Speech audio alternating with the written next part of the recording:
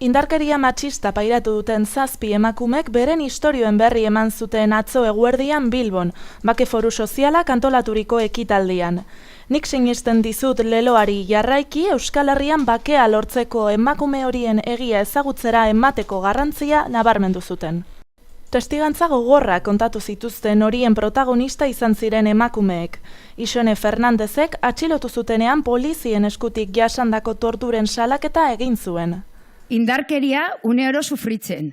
Humilatua, txikitua, kolpatua, iraindua, abusatua, mehatxatua, kuestionatua, zapaldua. Lolita Txabesek Guatemalatik ihes egin behar izan zuen Kitxe herri maila defendatzerakoan jasan zuen indarkeria matxistagatik. Recuerdo ahora algunas frases que siempre dicen: hija de puta, te vamos a matar, pero antes te vamos a violar, y frente a vos vamos a violar a tu hija. Maili Lasa bortxatu egin zuten eta kontatu zuen moduan errudun sentitu izan da urte askoz. Creo que el sentimiento que más presente ha estado durante estos años ha sido la culpa.